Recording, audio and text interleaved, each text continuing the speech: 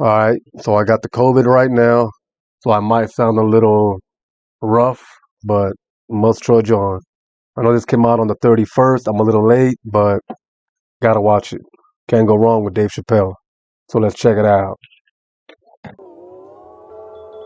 If one advances confidently in the direction of his dreams and endeavors to live the life which he has imagined, he will meet with a success unexpected in common hours. I think this guy's gonna surpass Richard Pryor, man, when he passes away. Because when you pass away, it's like your words and your actions have a lot more weight to it. But even now, he's looked at as one of the greats. I think if he wanted to, he could sell out a stadium. I don't think he wants to though. I don't know. I got a feeling. Because stadiums are not that funny. Somehow outdoor stuff is just not that funny. Maybe an arena, but not a stadium. The dreamer. All right. Almost 24 years ago, I was on this stage in this room. 24 years ago. First 1 hour special. It's called Killing Them Softly. Oh, yeah. The baby that she was carrying, my first child. I smoke weed with that nigga now. Yeah. Before the show, I had to run out there on the avenue and hand out tickets to anybody who would take them because I couldn't even fill the fucking room. Man. Boy, what a difference 24 short years makes. Amen to that. And right before that time, my father had died. He never lived to see me do it. I thought I'd never smile or laugh again. And the only thing that got me out of that space was a comedian friend of mine, the late, great Norm Macdonald. Yeah. That's right. Man, Norm Macdonald. Shout out to Norm. Hell yeah. I'm not going to go all into it, but Jim Carrey is talented in a way that you can't practice or rehearse. What Yeah. a God-given talent. I was fascinated with him. And in this movie, Jim Carrey was playing another comedian I admired, the late, great Andy Kaufman. Yeah. To the time he went to bed at night, he would live his life.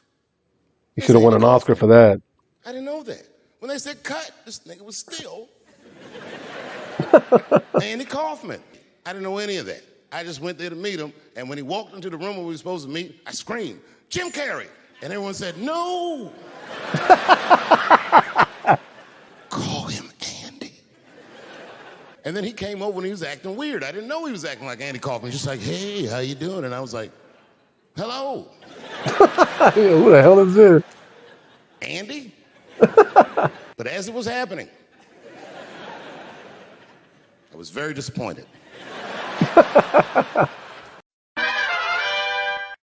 Because I wanted to meet Jim Carrey, and I had to pretend this nigga was Andy Kaufman all afternoon. I say all that to say, that's how trans people make me feel.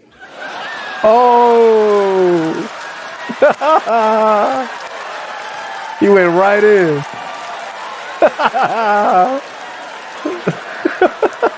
Here we go. Here we go. Now, if you guys came here to this show tonight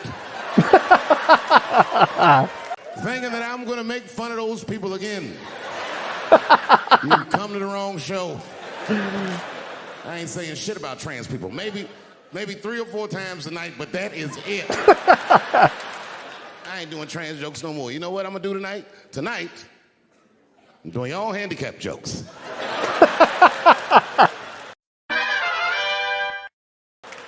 Well, they're not as organized as the gays.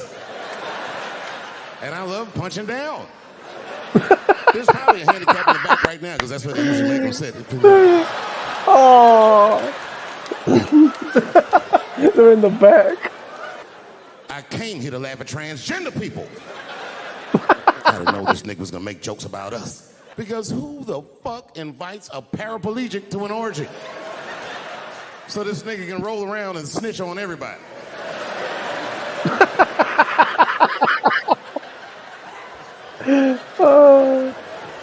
I said, there's only one reason you're gonna invite him to an orgy.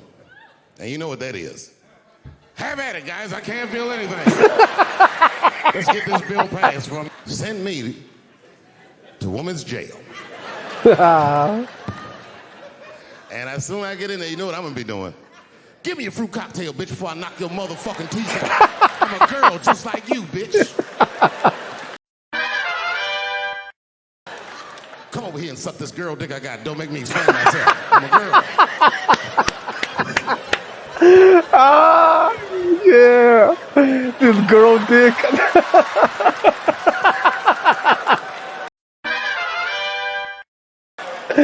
Oh, shit. This guy's fucking, man, this guy's crazy. 20,000 people be in the crowd. And I'll tell a joke, and they'll all look at me like I'm crazy. That's what I just said. 3 or 4 people will laugh really hard. Right here. And I'll be on stage like, yeah, that's good enough. Well, this next joke is one of those jokes that... Oh, only your feel gonna get. It's not, you know what I mean? I like to tell it, but it never does good. This is not gonna work. This is my impression of the dead people on the Titanic as the submersible was approaching their ship. Oh, man. Oh, join us in our watery grave.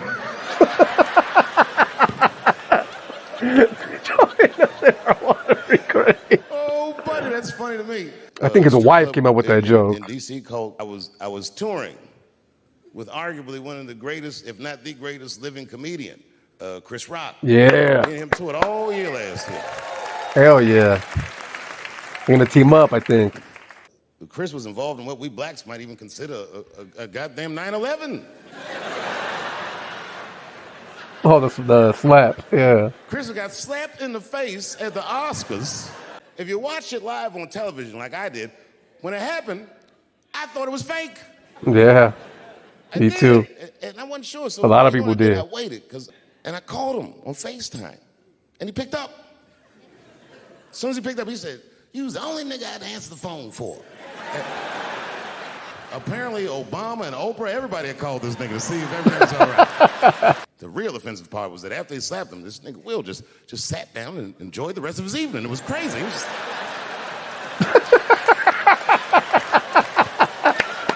Real, yeah. What the fuck is this? You guys are from D.C., so you know about Baltimore. Baltimore? We all know that through the years, D.C. has been through some very, very tough times. Sadly, Baltimore is still in a very tough time. Yeah. Baltimore is so desperate that Tupac and his mother moved from Baltimore to Oakland for a better life. That's where I'm from. Oh, he's right. Oakland is still messed up. Everything's funny till it happens to you. 3 months. A mere 3 months after yeah, it didn't happen to him. Being attacked. And this motherfucker was ragged. He jumped at me. He was like, ah. In that moment, it occurred to me that bodyguards should not wear dress shoes to work. Travis. This nigga Travis came out slipping and sliding on some kind of beautiful loafer and fell flat on his back. I said, oh my God. Now both of us are down. But I do know now what Will Smith would not have done. And that is enjoy the rest of his evening. Yeah. Come on, man. Chris Rock walks from backstage, walks up to me in front of 20,000 people, grabs the mic out of my hands and looks at the crowd and goes, "Was that Will Smith?" I was fucking furious because I'm thinking in my mind, nigga, this is my attack.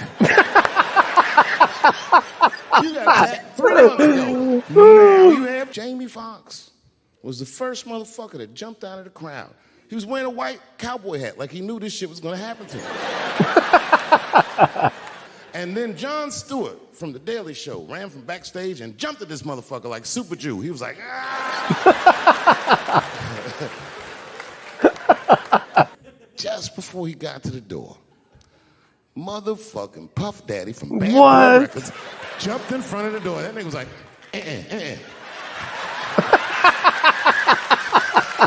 Was it this nigga had a knife that identified as a gun? But I will say, for a homeless guy, this nigga had incredible seats.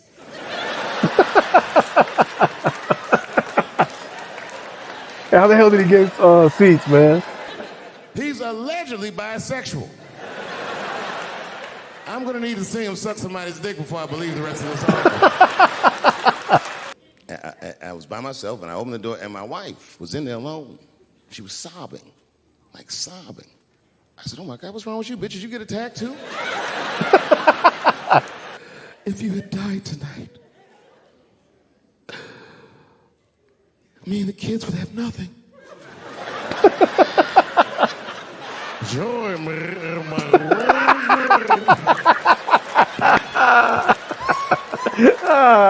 I like that joke. boy. I really think his wife wrote it, though. Oh boy. I shot it in San Francisco Hey. at a place called Broadway Studios, Russian mobsters. And I don't know what you guys know about the Russian mob, but these are the niggas that killed Denzel in Training Day. That's right. It's a funny thing if you believe you're absolutely right. You can get drunk off the feeling of how right you are. That's why gay people are so mean.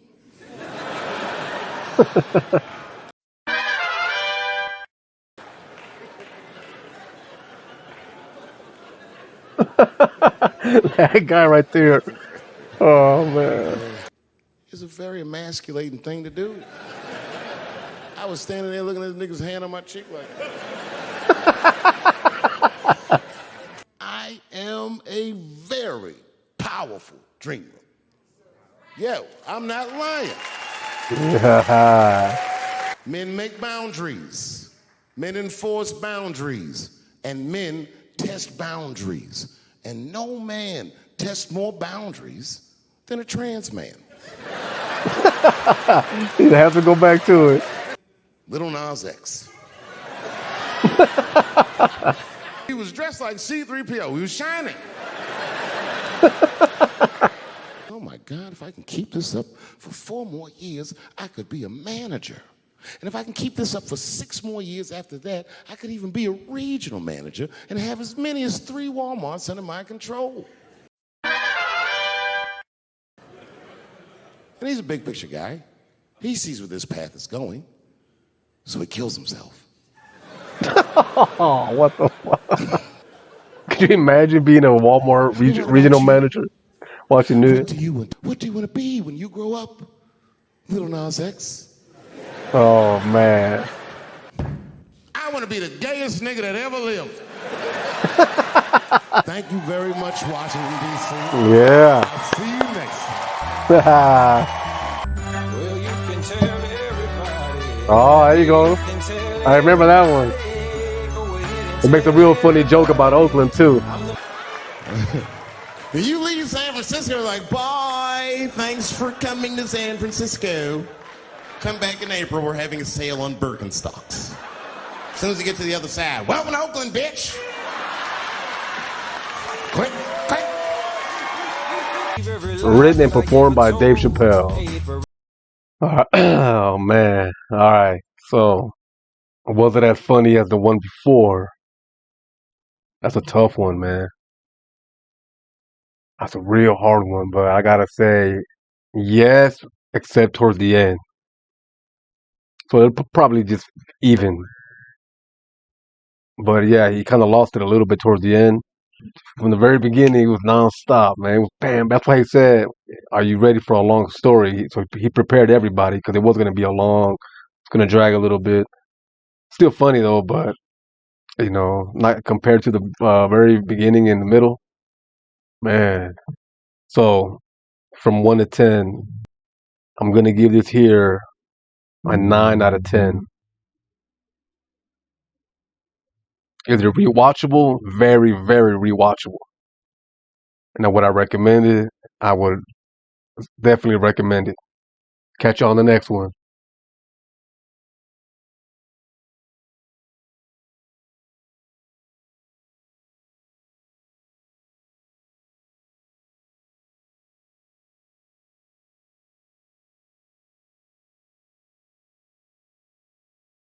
Counterfeiting is a billion-dollar business perpetrated by thousands of people throughout the world. Meet Kimo, one of those people.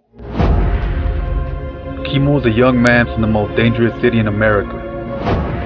After losing his job, he ventures into the risky business of counterfeiting to help relocate his family to a better place.